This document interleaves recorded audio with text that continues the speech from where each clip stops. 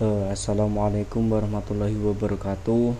Sebelumnya, perkenalkan nama saya Muhammad Taufikur Rahman dari Prodi Manajemen Konsentrasi Pemasaran. Di sini saya akan memenuhi eh, tugas dari metodologi penelitian dari dosen Bapak Purwo. Saya berterima kasih banyak untuk kesempatannya. Di sini saya akan menjelaskan sedikit dari bab 1 itu. Yang pertama, jelaskan pengertian metode penelitian secara lengkap. Nah, menurut dari Sugiono, pengertian metode penelitian adalah cara ilmiah untuk mendapatkan data dengan tujuan dapat deskripsikan, dibuktikan, dikembangkan, dan ditemukan pengetahuan teori untuk memahami atau memecahkan dan mengantisipasi masalah dalam kehidupan manusia. Secara umum ada 3 metode penelitian yang umum digunakan terutama dalam penulisan skripsi, tesis, dan disertasi. Yang ketiga itu metode penelitian itu terdiri dari metode penelitian kuantitatif, metode penelitian kualitatif, dan metode penelitian kombinasi. Yang pertama dari metode penelitian kuantitatif. Penelitian kuantitatif berlandaskan pada filsafat positif, dipakai untuk meneliti pada populasi ataupun sampel tertentu. Pengumpulan data menggunakan alat ukur atau instrumen penelitian. Analisa data bersifat kualitatif atau statistik dengan tujuan untuk menguji dan membuktikan hipotesis yang telah dibuat atau ditetapkan. Yang kedua, metode penelitian kualitatif. Landasan metode penelitian adalah filsafat positif, digunakan untuk meneliti pada kondisi objek yang alamiah atau alam eksperimen, yang dimana penelitian sebagai instrumen kunci. Teknik pengumpulan data dilakukan secara triangulasi atau gabungan. Analisis data bersifat induktif atau kualitatif, itu hasil penelitian kualitatif menekankan makna daripada generalisasi. Terus yang ketiga itu ada metode penelitian kombinasi. Metode penelitian kombinasi merupakan metode penelitian yang berlandasan pada filsafat pragmatis atau kombinasi positif dan positif, digunakan untuk meneliti pada kondisi objek yang alamiah maupun buatan atau laboratorium, yang dimana penelitian bisa sebagai instrumen dan menggunakan instrumen untuk pengukuran atau teknik pengumpulan data dapat menggunakan tes kuesioner dan gabungan atau triangulasi. Analisis data bersifat deduktif atau kuantitatif dan induktif atau kualitatif. Hasil penelitian kombinasi dapat berguna untuk membuat generalisasi dan memahami makna. Terus yang pertanyaan yang kedua, sebut dan jelaskan komponen metode penelitian. Nah, di sini dari metode penelitian ada tiga. Yang pertama, data dan sumber data. Dalam bagian ini, data dan sumber data harus ditulis termasuk sumber data yang diperoleh. Pengumpulan dan sangat tergantung pada jenis data dikumpulkan. Apakah data kualitatif atau kuantitatif? Jenis data dapat disederhanakan menjadi data primer dan data sekunder dalam penelitian.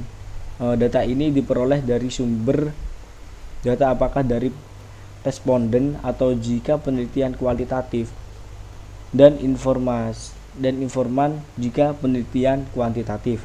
Terus yang kedua itu jenis penelitian. Jenis penelitian secara umum dikenal dengan penelitian kualitatif, dan penelitian kualitatif pada perkembangan selanjutnya juga telah dikenal penelitian mixed method. yaitu penelitian yang menggabungkan antara penelitian kualitatif dan kuantitatif dengan menentukan kecenderungan penelitian pada salah satunya sebagai primer penelitiannya. Terus yang ketiga itu bagaimana data dianalisis.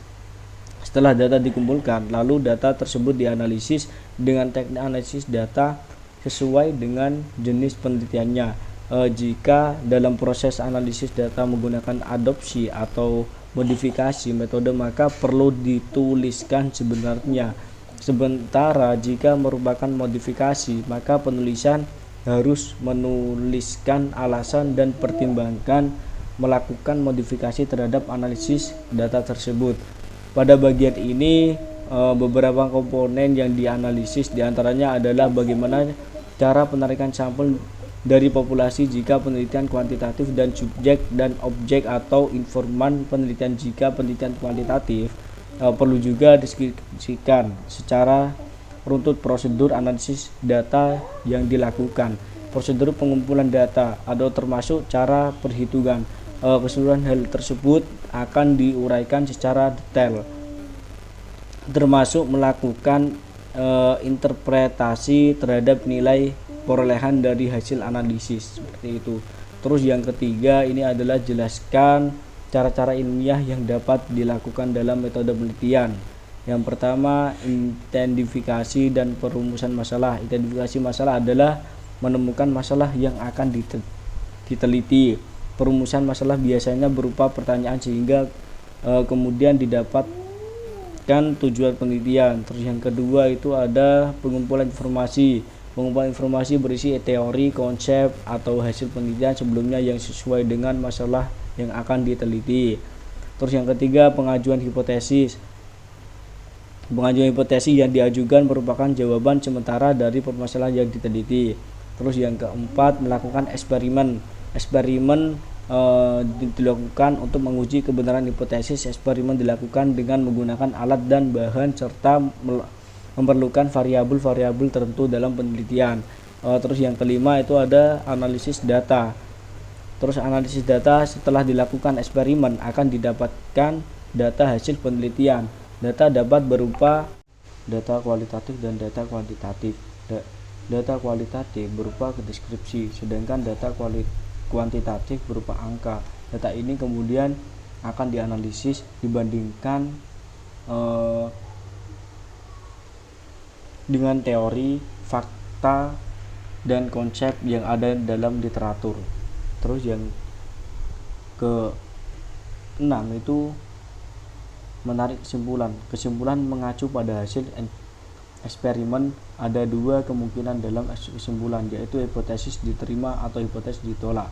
Terus yang ketujuh, menguji kesimpulan biasanya berupa saran untuk melakukan eksperimen lanjut apakah hipotesis yang dilakukan sudah tepat dan dapat dijadikan teori dalam penelitian selanjutnya. Terus pertanyaan yang keempat itu jelaskan tujuan penelitian dilakukan. Itu ada empat. Yang pertama, secara umum tujuan penelitian antara lain ada 3 kategori.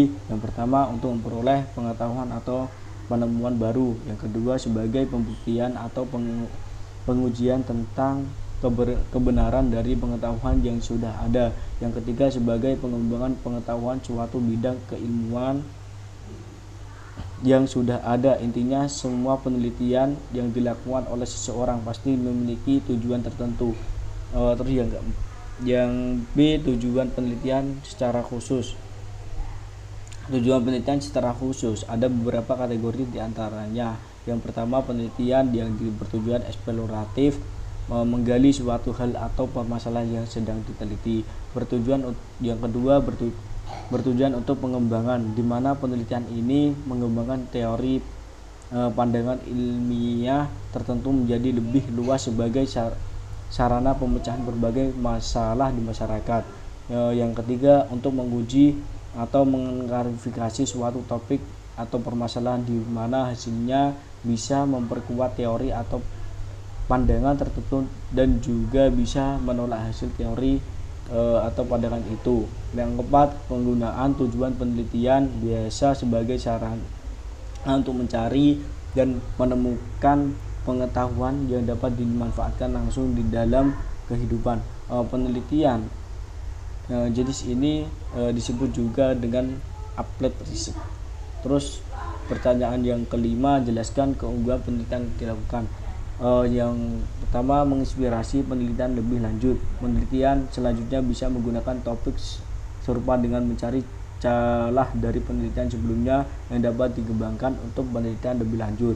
Yang kedua, menginspirasi penelitian lebih lanjut menggunakan satu atau sebagai komponen dari penelitian sebelumnya, misalnya variabel penelitian, kasus, metode penelitian, dan lain-lain. Yang ketiga, menjadi pertimbangan dalam pembuatan kebijakan pemerintah. Terus pertanyaan yang keenam, sebut dan jelaskan jenis metode penelitian berdasarkan tujuan dan tingkat keilmiahan objek. Yang pertama, berdasarkan tujuan metode penelitian dapat dikelompokkan menjadi penelitian dasar atau basic research, penelitian terapan atau applied research, dan penelitian pengembangan research and development. Terus yang kedua, kemudian metode penelitian berdasarkan tingkat keilmiahan dapat dikelompokkan menjadi metode penelitian eksperimen, survei, dan naturalistik. Terus pertanyaan yang ketujuh, sebutkan perbedaan antara metode penelitian kuantitatif dan metode penelitian kualitatif. Yang pertama, A. Desain penelitian kualitatif bersifat umum, fleksibel, dan dinamis. Terus yang kuantitatif memiliki sifat yang khusus, terinci, dan statis. Alur dari penelitian kuantitatif sendiri sudah direncanakan sejak awal dan tidak dapat diubah lagi. Terus yang kedua, analisis data kualitatif dapat menganalisis selama proses penelitian berlangsung. Kalau kuantitatif dapat menganalisis pada tahap akhir sebelum laporan. Yang ketiga, istilah subjek penelitian kualitatif memiliki subjek penelitian yang bisa disebut dengan narasumber. Terus yang kuantitatif memiliki subjek penelitian yang bisa disebut dengan responden. Terus yang keempat,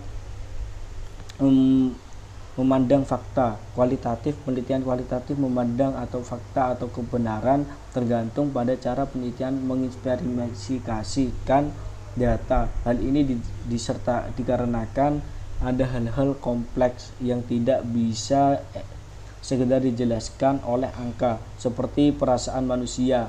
Terus yang kuantitatif, penelitian kuantitatif memandang atau fakta kebenaran berada pada objek penelitian di luar sana. Penelitian harus netral dan tidak memihak. Terus yang kelima, pengumpulan data kualitatif. Penelitian kualitatif lebih berfokus pada sesuatu yang tidak bisa diukur oleh hitam putih kebenaran, sehingga pada penelitian kualitatif peneliti mengorek data sedalam-dalamnya atas hal tertentu. Terus kuantitatif, pengumpulan data dilakukan dengan menggunakan serangkaian instrumen penelitian berupa tes atau kuesioner.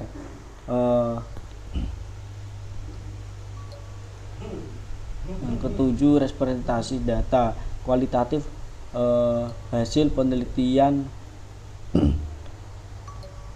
kualitatif berupa interpretasi penelitian akan sebuah fenomena, sehingga laporan penelitian akan lebih banyak mengandung deskripsi. Atau yang kuantitatif, hasil penelitian kuantitatif dipresentasikan dalam bentuk hasil penghitungan matematis. Hasil penghitungan dianggap sebagai fakta yang sudah terkonfirmasi. 8. Aplikasi hasil riset kualitatif, hasil penelitian kualitatif memiliki dampak atau akibat yang nyata pada situs tertentu, sehingga hasil penelitian ini tidak dapat disampulkan dalam pengaturan yang berbeda.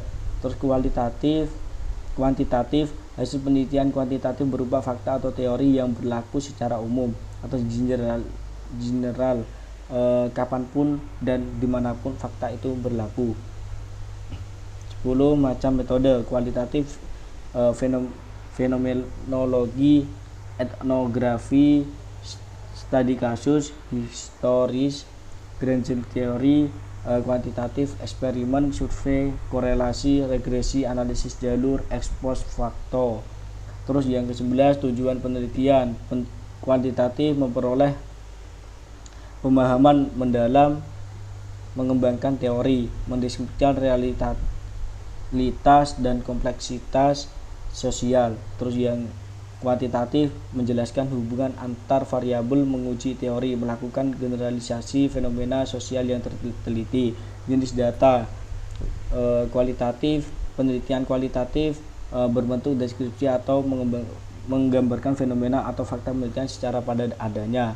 Terus yang kuantitatif, jenis data yang berbentuk numerik atau sistem angka. Selain itu juga berbentuk statistik, yaitu data yang sudah dikelompokkan sehingga dapat memberikan informasi mengenai suatu masalah atau gejala. Terus yang pertanyaan ke-8, jelaskan secara singkat kapan sebuah penelitian kuantitatif maupun kualitatif dilakukan. Kuantitatif, ketika masalah yang akan dihadapi sudah dan benar-benar jelas. Masalah tersebut bisa dipaparkan melalui data yang valid, baik sebenarnya dari buku atau jurnal atau studi pendahuluan. Terus kualitatif itu ketika masalah yang akan dihadapi belum jelas, masih ambigu dan tidak menentu. Misalkan penelitian ingin mengetahui kebudayaan suku Dayak, maka penelitian akan hidup di suku Dayak dan mengeksplorasi semua sisi kehidupan masyarakat suku Dayak untuk mendapatkan informasi. Terus pertanyaan yang ke-9, jelaskan kompetensi penelitian kualitatif maupun kuantitatif. Kompetensi penelitian kualitatif ada banyak ini. Yang pertama, memahami wawasan yang luas dan mendalam tentang bidang pendidikan yang akan diteliti. Yang kedua, mampu melakukan analisis masalah secara akurat sehingga dapat ditemukan masalah pendidikan yang betul-betul masalah. Terus yang ketiga, mampu menggunakan teori pendidikan yang dapat sehingga dapat digunakan untuk memperjelas masalah yang diteliti dan merumuskan hipotesis penelitian. Yang keempat, memahami berbagai jenis penelitian kuantitatif seperti metode survei, eksperimen, action research, exploratory research, ex post facto, evaluasi, dan R dan B. Yang kelima, memahami teknik sampling maupun menghitung memilih jumlah sampel yang representatif dengan sampling error tentu. Terus yang keenam, mampu menyusun instrumen tes maupun tes untuk mengukur dan menguji variabel yang diteliti. Potensi penelitian kualitatif. Yang pertama, memiliki wawasan yang luas dan mendalam tentang bidang pendidikan yang akan diteliti. Yang kedua, mampu membangun hubungan yang akrab dengan situasi sosial yang diteliti. Yang ketiga, memiliki kepekaan untuk melihat setiap gejala yang ada pada situasi sosial. Yang keempat, mampu menggali sumber data dengan observasi partisipan, wawancara mendalam secara triangulasi, serta sumber-sumber lain. Yang kelima, mampu menganalisis data kualitatif secara induktif berkesinambungan. Terus pertanyaan yang terakhir itu, menurut Anda jenis penelitian yang diusulkan di Metopen termasuk kuantitatif ataukah kualitatif? Kuantitatif karena kejelasan unsur yaitu tujuan, subjek, dan sumber data. Lanjut yang bab kedua. Pertanyaan pertama, gambarkan proses penelitian kuantitatif dan jelaskan prosesnya secara lengkap. Yang pertama, membuat rumusan masalah. Rumusan masalah ditulis dalam bentuk kalimat tanya. Baca cara membuat rumusan masalah yang baik pada proposal untuk memahami cara membuat rumusan masalah dengan lebih baik. Yang kedua, menentukan landasan teori masalah yang sudah dirumuskan menjadi rumusan masalah. Terus yang ketiga, merumuskan hipotesis. Hipotesis dirumuskan dengan cara membaca atau mencari teori-teori yang cocok dengan solusi dari rumusan masalah dalam penelitian. Terus melakukan pengumpulan data, membuat instrumen penelitian berupa kuesioner, angket, tes, lembar observasi, wawancara terstruktur, dan instrumen yang telah terstandar. Yang kelima, melakukan analisis data. Analisis data setelah terkumpul, selanjutnya dilakukan analisis data. Analisis data dilakukan untuk menjawab hipotesis yang sudah dibuat tadi. Teknik analisis yang digunakan dalam penelitian kuantitatif adalah statistik. Statistik yang dapat digunakan adalah statistik deskripsi dan statistik induktif. Terus yang keenam, menyimpulkan. Setelah melakukan analisis data, maka tahap terakhir adalah menyimpulkan. Kesimpulan adalah hasil dari pengujian hipotesis, apakah diterima atau hipotesis ditolak. Kesimpulan ditulis dengan singkat, padat dan jelas. Terus pertanyaan yang kedua, apa pengertian dari masalah? Masalah penelitian secara umum dapat diartikan sebagai suatu kesenjangan atau gap antara yang seharusnya dengan apa yang terjadi tentang sesuatu hal, atau antara kenyataan yang ada atau terjadi dengan yang seharusnya ada atau terjadi, serta antara harapan dan kenyataan. Terus yang ketiga, jelaskan bagaimana sebuah masalah tersebut muncul atau bagaimana cara untuk menghadapi masalah. Yang pertama, identifikasi dengan jelas akar penyebab masalah. Bagi masalah harus memuat akar penyebab yang jelas. Di dalamnya membuat asal muasal masalah terjadi. Misalnya kamu membahas masalah kemiskinan atau mengidentifikasi masalah tersebut, kamu harus menjelaskan faktor-faktor yang menyebabkan kemiskinan, seperti sempitnya lapangan pekerjaan, terus rendahnya upah, dan sebagainya. Terus yang kedua, mengembangkan pernyataan masalah secara rinci yang mencakup efek masalah pada suatu fenomena. Setelah menjelaskan penyebab masalah, kamu harus mengembangkan efek atau dampak masalah tersebut. Secara lebih luas, mengambil contoh sebelumnya, kamu harus menerangkan dampak kemiskinan untuk kondisi perekonomian dalam lingkup nasional. Jadi tak hanya sebatas menjelaskan penyebab masalah, identifikasi masalah pun berisi tentang dampak masalah terhadap suatu fenomena tertentu. Lalu pertanyaan yang keempat, apa perbedaan antara masalah dengan perumusan masalah? Sugiono menyebutkan masalah adalah bentuk panjangan antara yang diharapkan dengan realita yang sebenarnya, sedangkan rumusan masalah adalah pernyataan yang dibuat oleh peneliti, kemudian pertanyaan tersebut dicarikan jawabannya melalui penelitian, olah data, eksperimen, data lainnya sebagainya secara ilmiah. Terus yang pertanyaan yang kelima itu, jelaskan bentuk-bentuk rumusan masalah penelitian. Yang pertama, rumusan masalah deskripsi.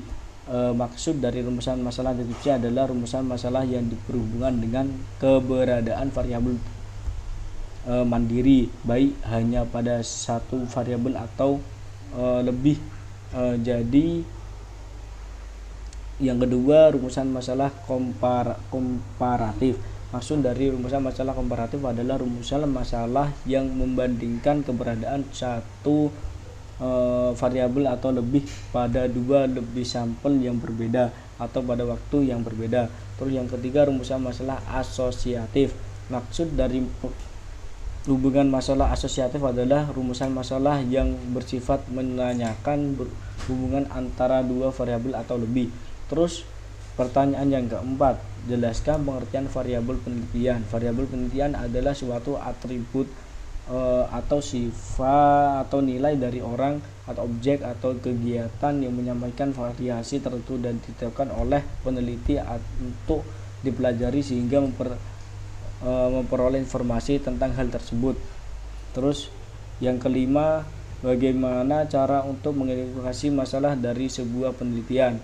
Identifikasi masalah terdiri dari 3 langkah, yaitu yang pertama menemukan dan masalah yang ada atau problem, yang kedua mengidentifikasi sumber permasalahan atau root cause, terus yang ketiga menciptakan kalimat isu atau kalimat permasalahan problem statement yang menjelaskan permasalahan yang sudah diidentifikasi.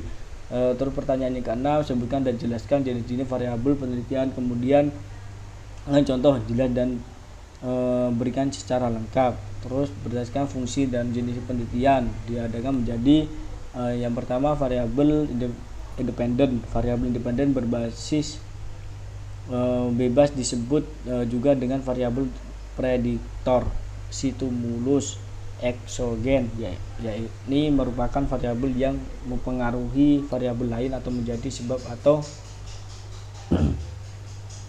berubahnya suatu variabel lain. Terus variabel dependen. Variabel dependen adalah variabel yang dipengaruhi atau menjadi akibat karena adanya variabel independen. Terus yang ketiga variabel moderat. Variabel moderat merupakan variabel yang faktornya diukur, dimanipulasi atau dipilih oleh peneliti untuk mengetahui apakah variabel tersebut mengubah hubungan antara variabel independen dan variabel dependen. Terus yang keempat variabel intervening. Variabel intervening adalah variabel yang mempengaruhi hubungan antara variabel independen dengan variabel dependen menjadi hubungan yang tidak langsung. Yang kelima variabel kontrol. Variabel kontrol didefinisikan sebagai variabel yang faktornya dikontrol oleh peneliti untuk menetralisasi pengaruhnya dan merupakan variabel yang dikendalikan atau dibuat konstan.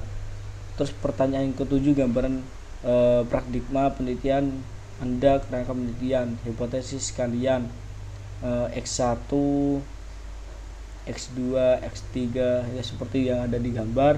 Terus sebutkan variabel penelitian yang Anda gunakan dalam usulan penelitian.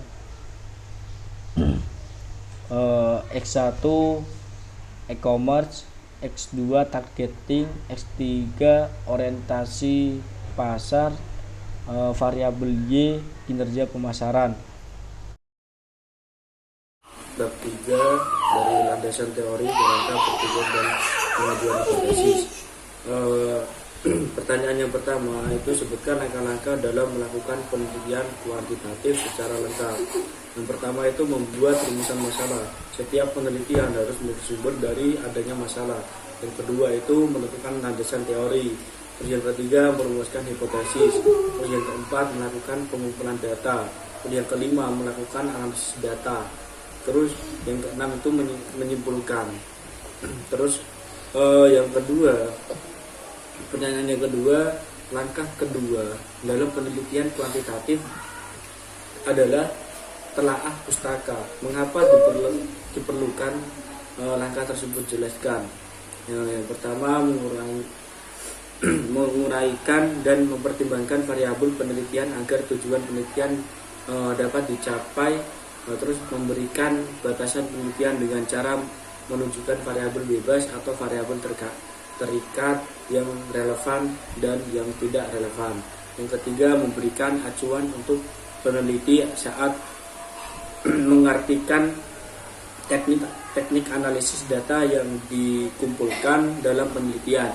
Yang keempat memberikan dasar pemikiran pada peneliti agar dapat menyimpulkan hasil penelitian sesuai dengan tujuan objektif dari penelitian tersebut.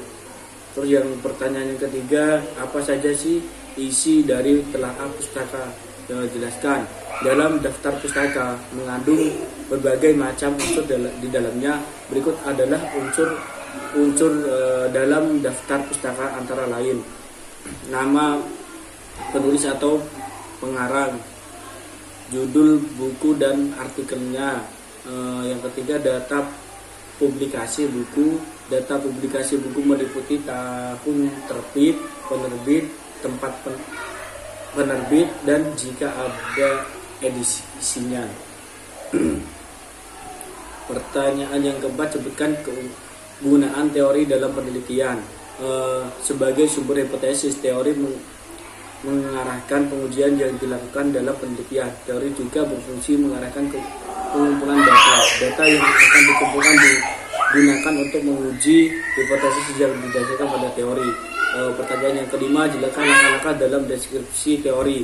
Berikut langkah-langkah dari deskripsi teori adalah: yang pertama, tetapkan variabel yang diteliti dan jumlah variabelnya. Yang kedua, mencari sumber-sumber bacaan atau buku, kamus, ensiklopedia, jurnal ilmiah, laporan penelitian, deskripsi, tesis, disertasi yang sebanyak-banyaknya dan relevan. Yang ketiga, melihat daftar isi setiap buku dan pilih topik yang relevan dengan setiap variabel yang akan diteliti. Yang keempat, mencari definisi setiap variabel yang akan diteliti pada setiap sumber bacaan. Bandingkan antara satu sumber dengan sumber yang lain dan dipilih definisi yang sesuai dengan peneliti yang akan diadakan. Yang kelima, baca seluruh isi topik buku yang sesuai dengan variabel yang akan diteliti. Lakukan analisa, renungkan dan buatlah rumusan dengan bahasa sendiri tentang isi setiap sumber data yang dibaca. Terus yang keenam, deskripsi teori-teori yang telah dibaca dari berbagai sumber ke dalam bentuk tulisan dengan bahasa sendiri. Sumber-sumber bacaan yang dikutip atau yang digunakan sebagai landasan untuk mendeskripsikan teori harus dicantumkan. Terus pertanyaan yang keenam, bagaimana proses penyusunan kerangka berpikir untuk pengembangan hipotesis. Yang pertama, membuat variabel, yang kedua mengumpulkan referensi. Cara selanjutnya adalah mengumpulkan referensi. Terus tiga, penelitian. Terus yang keempat itu pembahasan teori berdasarkan hasil penelitian. Yang kelima, membuat kesimpulan. Yang terakhir, menentukan kerangka berpikir. Terus pertanyaan yang ketujuh, bagaimana langkah-langkah menyusun hipotesis, penentuan masalah hipotesis, dalam ada hipotesis penemuan hipotesis. Tiga, fakta. Yang keempat, formulasi hipotesis. Yang kelima, pengujian hipotesis. Yang terakhir, aplikasi atau penerapan. Terus pertanyaan yang ke-8, kapan sebuah kerangka berpikir dikatakan bagus? Jika kerangka adanya persoalan dan masalah, termasuk mengajukan dengan dugaan-dugaan sementara atau hipotesis, adanya informasi, bukti atau data yang logis untuk dianalisis dan diakhiri dengan suatu kesimpulan berikut implementasi. Terus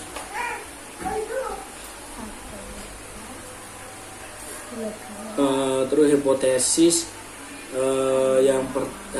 hipotesis 1, hipotesis 2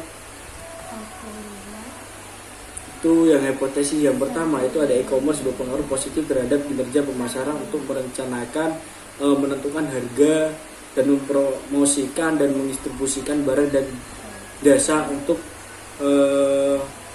memuaskan kebutuhan baik kepada pembeli yang ada maupun pembelian yang potensial. Terus yang hipotesis yang kedua itu targeting, secara parsial berpengaruh positif dan signifikan terhadap kinerja pemasaran. Terus yang hipotesis yang ketiga, orientasi pasar, berpengaruh positif dan signifikan terhadap kinerja pemasaran, membuktikan bahwa terdapat hubungan positif keunggulan bersaing memediasi antara orientasi pasar terhadap kinerja UMKM berdagangan di Kabupaten Jepara, seperti itu. Selanjutnya lanjut ke bab 5. Pertanyaan yang pertama, sebutkan macam-macam metode pengambilan sampel. Yang pertama, pengambilan sampel acak sederhana. Yang kedua, pengambilan sampel acak sistematis. Yang ketiga, pengambilan sampel acak berstrata. Terus yang keempat, pengambilan sampel acak berdasar acak area. Terus yang terakhir, area sampling atau sampel wilayah bertingkat. Terus pertanyaan yang kedua, apa yang dimaksud dengan probability sampling? Jelaskan metode pengambilan sampel dengan probability sampling.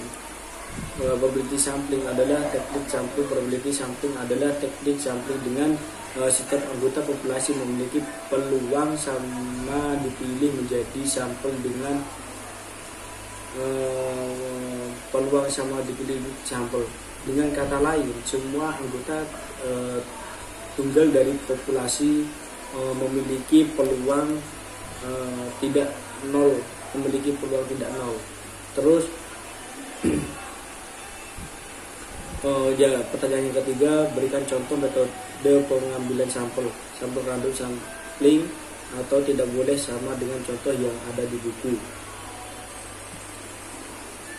Penting ini memberikan kesempatan yang sama untuk setiap elemen populasi untuk menjadi sampel atau contoh. Misalkan jika suatu populasi memiliki elemen populasi sebanyak 50, sedangkan yang akan dijadikan sampel adalah 25, maka setiap elemen tersebut mempunyai kemungkinan 25 sampai 50 untuk bisa dipilih menjadi sampel. Terus pertanyaan yang keempat, memberikan contoh metode pengambilan sampel atau personal stratified random sampling atau tidak boleh sama dengan contoh yang ada di buku. Terus misalnya populasi ada karyawan PT XYZ berjumlah 125, diperoleh besar sampel adalah 295, populasi sendiri terbagi ke dalam 3 bagian, yaitu marketing, produksi, dan penjualan. Itu pertanyaan yang kelima, itu berikan contoh metode pengambilan sampel disproporsional stratified random sampling. Misalnya untuk startup manager tingkat atas terdapat 15 manajer, tingkat seluruh manajer itu ada, yang kedua ada manajer tingkat bawah, ketiga ada 100 manajer. Artinya jumlah seluruh manajer adalah 160. Kalau jumlah sampel yang akan diambil seluruhnya 100 manajer, maka untuk strum 1 diambil 15 dibagi 160 kali 100 9 manajer. Terus strum 2 itu 28 manajer, dan strum 3 itu 63 manajer. Jumlah dalam setiap strum tidak proporsional. Terus yang pertanyaan yang keenam itu berikut contoh metode pengambilan sampel cluster sampling.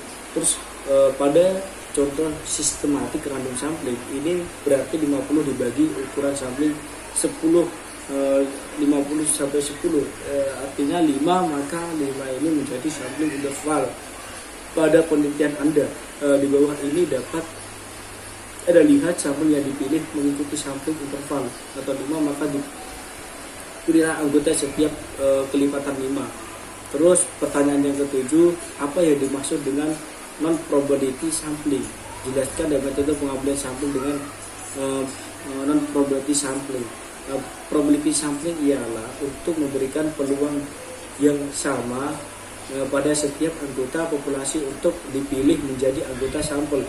Dengan kata lain, cara pengambilan sampel yang memberikan kesempatan yang sama untuk diambil kepada setiap elemen populasi.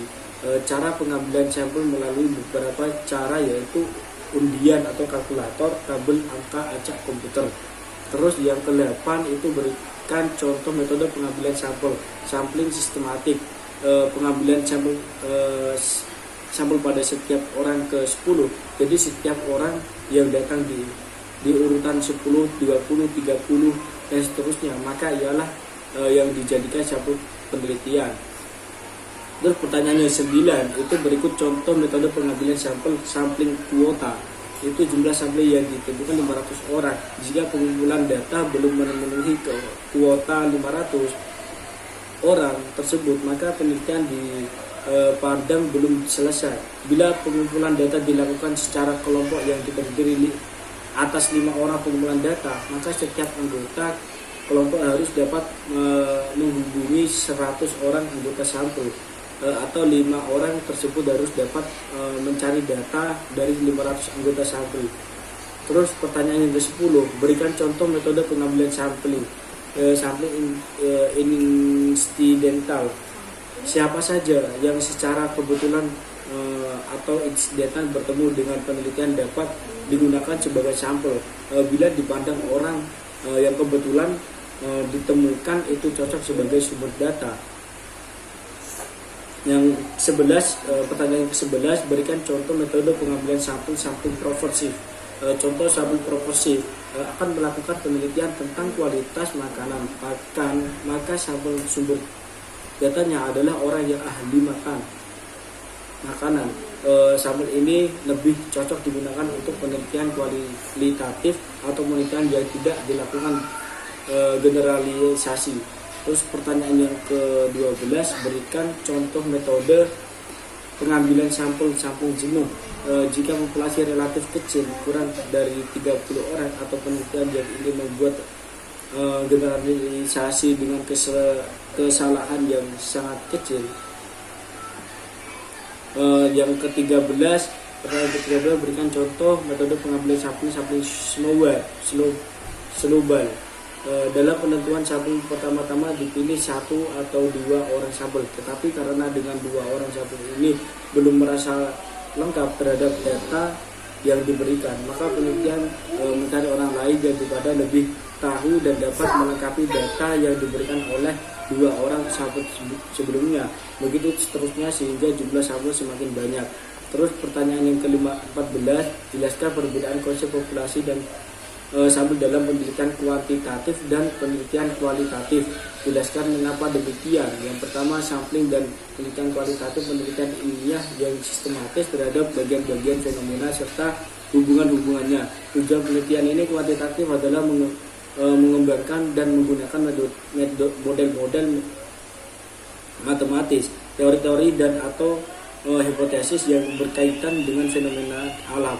Proses pengukuran adalah bagian yang sentral dalam penelitian kuantitatif karena hal ini memberikan hubungan yang fundamental antara pengamatan empiris dan ekspresi matematis dari hubungan-hubungan kuantitatif. Terus yang kedua, sampling dalam penelitian kualitatif. Penelitian yang bermaksud untuk memahami fenomena tentang apa yang dialami oleh subjek penelitian, misalnya perilaku, persepsi, motivasi, tindakan secara holistik, dan dengan cara deskripsi dalam bentuk kata-kata dan bahasa pada suatu konteks khusus yang alamiah dan dengan memanfaatkan berbagai metode alamiah. Terus yang kelima, subjek penelitian Anda. Subjek penelitian saya itu UMKM yang ada di daerah Bangsri dan sekitarnya, di Kecamatan Bangsri. Terus yang ke-16 itu siapakah populasi penelitian Anda? Populasi penelitian UMKM menengah ke bawah. Bagian acuan atau penelitian yang saya ambil dari objek UMKM tersebut semua kalangan, dari kalangan menengah ke bawah, seperti itu. Terus berapa jumlah populasi penelitian Anda? Jumlah populasi penelitian saya 90 ke atas. Apa alasan Anda menggunakannya sebagai populasi? Karena yang saya ketahui, yang saya amati itu di daerah atau di Kecamatan Bangsri sendiri, mungkin kebanyakan dari UMKM tersebut untuk menggunakan metode promosi dengan digital, seperti itu. Terus siapa yang menjadi sampel dalam penelitian Anda? UMKM seperti nasi kucing, seperti laundry, seperti sebagaimananya lah. Terus yang kedua itu bagaimana cara Anda menentukan jumlah sampel yang akan diambil, menggunakan rumus penentuan sampel dan menggunakan teknik random sampling. Terus beberapa jumlah sampel penelitian Anda 90. Selanjutnya bab 6, soal yang pertama, apa yang dimaksud dengan instrumen penelitian? Instrumen penelitian adalah alat-alat dan diperlukan atau dipergunakan untuk mengumpulkan data. Ini berarti dengan menggunakan alat-alat tersebut data dikumpulkan. Ada perbedaan antara alat-alat penelitian dalam metode kualitatif dengan yang dalam metode penelitian kuantitatif. Selanjutnya pertanyaan yang kedua, apa fungsi instrumen penelitian? Sebagai alat pencarian informasi yang disampaikan oleh responden. Yang kedua, sebagai alat untuk mengorganisasikan proses wawancara. Yang ketiga, sebagai alat evaluasi performa pekerjaan staf penelitian. Pertanyaan ketiga, sebutkan jenis-jenis skala pengukuran dalam penelitian sosial. Skala pengukuran penelitian sosial dibagi menjadi 4 jenis, yaitu skala Likert, skala Goodman, skala rating, skala sistematik. Terus yang keempat, berikan contoh penggunaan skala Likert Misalnya jika terdapat suatu responden, maka contoh pengukuran skala Likert dan jawaban yang diterima adalah sebagai berikut. Sangat setuju diberikan oleh 12 responden, setuju diberikan oleh 8 responden, ragu diberikan oleh 30 responden, tidak setuju diberikan oleh 25 responden, sangat tidak setuju diberikan oleh 25 responden. Terus soal yang kelima, berikut contoh skala Guttman dalam upaya memberikan penjelasan sekaligus penggambaran lebih. Berikut ini merupakan contoh daripada penggunaan skala Guttman. Misalnya saja, apakah dengan belajar akan terpenuhi kebutuhan Anda dalam mencari ilmu. Terus pertanyaan yang keenam, berikan contoh skala Rati. Misalnya aja seorang peneliti ingin mengetahui seberapa hubungan suami istri dalam mendukung terbentuk keluarga sejahtera. Berilah tanda pada angka yang telah disediakan. Terus pertanyaan ketujuh, berikan contoh skala sistematik diferensial. Skala diferensial sistematik digunakan untuk memberikan penilaian terhadap suatu konsep atau objek tertentu, misalnya kinerja pegawai, gaya pemimpinan, penilaian suatu pembelajaran dan sebagainya. Terus yang ke-8 itu untuk instrumen penelitian dengan baik, apa saja yang diperlukan. 1. Identifikasi variabel-variabel yang diteliti. 2. Jabarkan variabel ke dalam beberapa dimensi. 3. Cari indikator dari setiap dimensi variabel. Yang keempat, deskripsikan kisi-kisi instrumen dan akan digunakan. 5. Rumusan hitung-hitung pertanyaan. Terus yang keenam terakhir, siapkan petunjuk pengisian instrumen. Terus 9. Jelaskan cara penyusunan instrumen penelitian. Yang pertama, pahami penuh masalah variabel dan tujuan penelitian. Tujuan, masalah, dan variabel penelitian merupakan hal utama dalam penelitian. Dalam menentukan instrumen dalam penelitian kalian harus lebih dulu memahami dengan betul apa tujuan penelitian kalian, masalah apa yang ingin kalian teliti, serta variabel apa saja yang harus diteliti. Ketiganya harus memiliki indikator yang jelas dan spesifik. Terus yang kedua, pahami sumber data dan atau responden. Memahami sumber data baik dalam hal jumlah maupun keragaman merupakan hal yang penting untuk dilakukan dalam menentukan instrumen. Sumber data dapat digunakan sebagai acuan atau bahan dasar bagi kalian dalam menentukan isi. Terus bahasa sistematika. Terus yang ketiga, tentukan validitas dan reliabilitas instrumen. Sebelum nantinya instrumen dalam penelitian diberikan kepada responden, kalian harus sudah dapat menentukan tingkat kevalidan dan kesalahan instrumen akan digunakan. Terus yang keempat itu pemilihan instrumen dalam penelitian diperlukan maupun menjawab masalah yang sudah ditentukan. Terus soal yang ke-10, berapa penilaian indikator. Yang pertama variabel saja yaitu e-commerce, yang ketiga targeting, yang kedua targeting, yang ketiga orientasi pasar. Terus indikator apa saja kah yang ada?